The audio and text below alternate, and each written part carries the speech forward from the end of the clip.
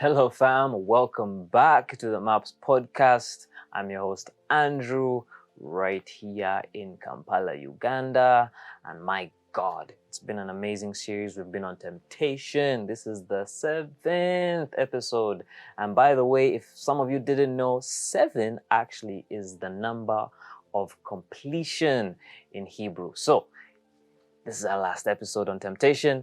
And there've been 6 before this. Again, I urge you guys, please make sure you go back and watch so that you understand what I'm going to share in this episode, that you don't miss out. So you really understand the heart of temptation and its origin and how the first human beings were tempted and what was said to them, what was suggested to them for them to be tempted, and in turn, how are we tempted? Because in the very same way Eve and Adam were tempted is the very same way we too are tempted. All right, so it's always a pattern.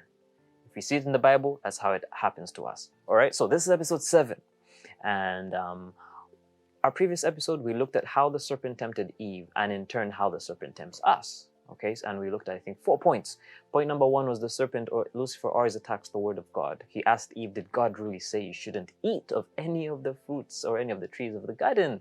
Same thing he did to Jesus in Matthew 4. He asked Jesus, if you really are the Son of God. He attacks the word. And we know that, by the way, in Matthew 3, God had come out, the heavens had opened in Jesus' baptism, during Jesus' baptism, and God said, this is my Son in whom I'm well pleased. So Lucifer attacks the word of God. Number 2, he attacks your identity. He told Eve, no, God knows that the day you eat of this fruit, this tree, you will become like him. But Eve was already like God. She was made in his image and in his likeness. He also attacked Jesus, saying, oh, by the way, if you are the Son of God, identity. He was suggesting, maybe you're not the Son of God, so you better prove you are the Son of God. Lucifer also makes you feel like you're missing out. He told Eve, if you eat of this, God knows you shall become like him. But God doesn't want you to become like him. That's why he told you don't eat of it. He'll make you feel like God is intentionally keeping something from you. And lastly, he will make you want to be your own God, your own judge. Let me live my life the way I see fit. Don't tell me about rules, restrictions, guidelines. But in life, we do have rules, we do have restrictions, we do have guidelines. Every country has a constitution and laws and systems and structures. And we have the police force to maintain order. So, as a Christian, we have rules and guidelines. The devil will make you feel or suggest, do you? So that's how the devil attacks us, okay?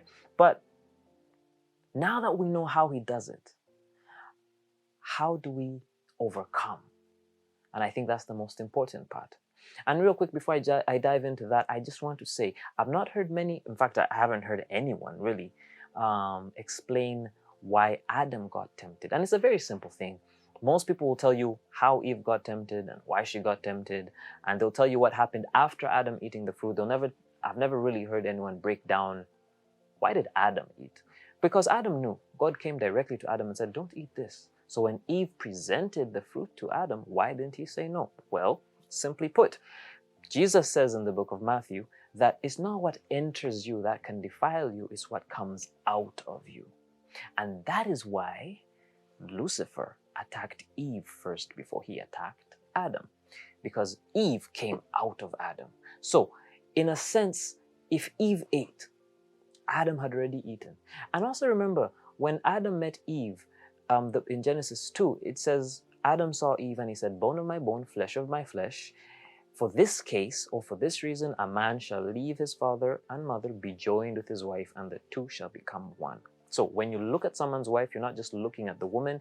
Through her, you're seeing the man, and vice versa. The two are now one. So if you touch the woman, you have touched the man. And if you touch the man, you have touched the woman. You don't have to touch both of them to touch both of them. You only have to touch one, okay? So when Eve ate, in a sense, Adam ate, because that which came from without Adam had already been corrupted. But also number 2, you imagine God tells you, the day you eat of this fruit, you shall die. And then you see your spouse eat of that fruit and she doesn't die. You're going to be like, God lied. If Eve hasn't died, I won't die. God is a liar. And clearly, those two things put into play, Adam ate. But all right, guys, and this really it speaks to us as well. Because sometimes I know some of you have friends who do things you know are not necessarily appropriate, not really Christian like. They live a certain life you might not agree with, but they seem to get away scotch-free.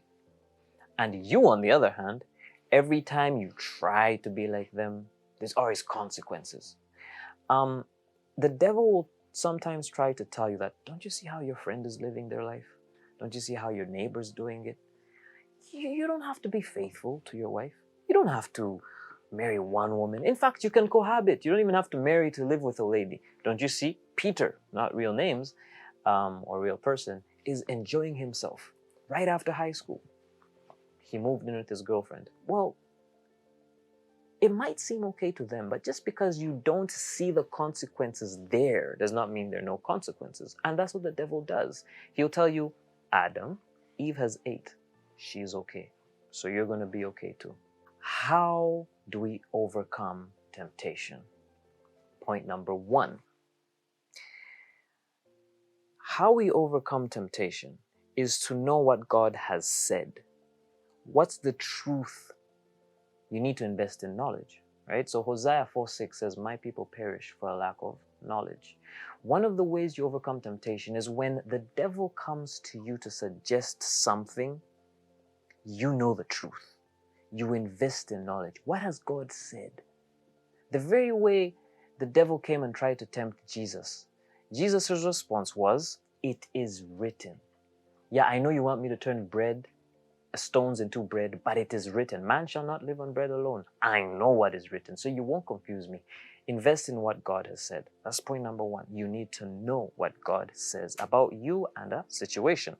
Number 2, we overcome temptation through knowledge and a relationship with God. Okay, you need to be rooted in your identity. I think it's 1 John 3:1 where it says, this love that God has bestowed on us, that He has made us children, sons of God. You need to know that you're sons of God. If Eve knew that I'm already like God, I already carry His image and His likeness, you don't need to tell me that if I eat of it, I'll become like God. I am already like God. You too need to know that, oh, by the way, God says this about me. I know who I am. I'm not a liar, so I'm not going to lie. I'm not a thief, so I'm not going to steal. I'm not a cheater, so I'm not going to cheat. I know who I am. I'm a child of God. You need to be rooted in your identity. Okay? And one of the ways you become rooted in who you truly are, 1 is knowledge. Know who you are through studying. But 2, it's a personal relationship with God. Number 3, know and believe that God wants the best for you. Satan, or the snake, the serpent, comes to Eve and says, no, God knows that you shall become like Him, suggesting that God doesn't want the best for you. He's withholding something from you. But if you know that God only and solely wants the best for me, if God has said no to me about a certain thing, situation, then it's because He knows it will only bring me harm. But God only wants the best for me. I think it's Matthew 7:11 where Jesus says, if you wicked people know how to give good gifts to your children, no parent, the child asks for a fish and you give him a snake, or bread and you give him a stone, how much more God in heaven when you ask of Him? He will give you a good gift. Jeremiah 29:11, I know the plans I have for you. Plans to prosper you, plans to give you a good hope, a good future, and an expected end. God only wants good for you. So every time the devil tries to suggest that, maybe doing this is better, know that, oh no, because God told me I should do this, it's for my best. Even though I might not understand it, I need to trust that it's for my best. Number 4, understand that you can only survive by the mercies of God. And you can only live the good God life if you truly want to be a Christian. Okay, and what I mean by that is we cannot control life. This world has been in existence, some people believe 6,000 years, others believe millions, billions, some trillions. The point is the world has been in existence way before you came around. So you cannot necessarily control the world. But if you submit to the one who controls and made the world, He will make your life successful. So, what am I trying to say? Is the day you realize and agree with the fact that, you know what, I don't run the show. I have to rely on the mercies and the love of God and let Him lead the way. What He says goes. What He wants is what I do. I will obey. It's easier that way to overcome temptation. I hope that has made sense. And number 5, never put God to the test. And what I mean by never putting God to the test is don't see how far you can go in the wrong direction without being burnt. So in Matthew 4, again, the devil tells Jesus, jump off this high mountain, jump off the temple roof. For God will send His angels to catch you, because He knows He'll make sure, it is written, He'll make sure that you do not strike your foot against the rock. And a symbolism to jumping off this high roof is, you know what? Let me, for example, have sex outside marriage and see how many times I can do it without being caught. That is testing God. Testing God is doing the wrong thing, but thinking, if I only kind of do it once, twice, thrice, not too many times, I'm safe. And that is testing God. Do not test God. Do not see how far you can go in the wrong direction without being punished or consequences arising. Okay? If you know this is bad, leave it alone and leave it at that. Number 6, pray and fast. Luke 22:40. Jesus looks at the disciples. He's in the Garden of Gethsemane and he's praying. He comes back to Peter, James, and John and he tells them, couldn't you have prayed with me for 1 hour? Pray so that you do not fall into temptation. Prayer is like petrol or diesel in a car. It's an engine. It starts you up. Prayer gives you energy. Prayer is the place where you get fired up, is where you get strength to withstand the devil. And fasting helps as well, because when you fast, you kill your carnal desires and you awaken your spiritual. What you feed grows and what you starve dies. So when you fast, you're killing your carnal, your fleshly desires. And lastly, trust and obey. Trust and obey, even when you do not understand. Proverbs 3, 5, and 6. Lean not on your own understanding, but in all your ways acknowledge God, and He will direct your paths. Trust God and obey Him no matter what. If God says left, go left. If He says right, go right. But just trust Him and obey. And as I wrap up, I'd really love to explain why God allows temptation, because I already showed you that at least the biblical point of view of temptation is not simply a desire or an urge that pushes you to do something you know you shouldn't do. The biblical view of temptation is it's a situation, a circumstance that gives you the opportunity to obey and express your reliance and trust in God. And in the end, it will lead to growth. God allows temptation. If God didn't want temptation to be in existence, Jesus wouldn't have been tempted, we wouldn't be tempted. But He allows it. If Jesus experienced it, God allows it. Why? Because He knows every time we're tempted to do something we shouldn't do, when we trust, when we obey, when we rely on what God has said, not what the devil is saying, when we believe in who we are, our identity. I'm a child of God. I cannot do this. I will not do this. I will not go here. I will not say this. I know who I am. Whenever you do that, your faith is built, your trust in God is built, your strength to obey is built, and also you grow. You become more patient, more persevering, more self-control. Self-control is built inside of you. And you transform more and more into the image of Jesus Christ. And that's why, if I'm correct, it's in Romans that says, through one man's disobedience, death came into the world. Through one man's obedience, Jesus Christ, life came.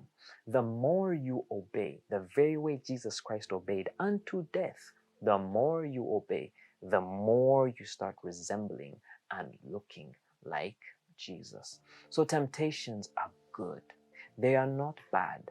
The goal is to overcome them, not fail by them. So Satan uses temptations to break us. God allows temptations to make us. It's how you see it, how you view it, how you perceive it that will determine whether you are successful or you fail. So I don't know what you're going through. I don't know what struggles you have. I don't know what battles you're going through. I don't know what pains you have. I don't know what the devil's doing to you in your life right now. But I'm here to encourage you and tell you that, by the way, what you're going through, God hasn't let it come your way to crush or kill you. God has brought it your way so that at the end, you actually look more like Jesus. So be strong. Keep on the faith. Keep running the course you're on. And I hope that you have learned something, and I hope you feel more encouraged, and I hope you feel closer to God, knowing that He's with you right there and now in this situation you're going through. Why? To make you look like Jesus. I'm your host, Andrew. It's been a pleasure sharing with you on the discussion on the topic of temptation, and I can't wait to hear from you guys. Please like, subscribe, share. If you know anyone who's struggling, share. I believe everyone needs to hear this. Comment, ask questions, leave a comment. I'm going to read them. I will respond. And I can't wait to see you next time. Stay tuned for more. And I love you guys. Be blessed. This is the MAPS podcast. See you soon.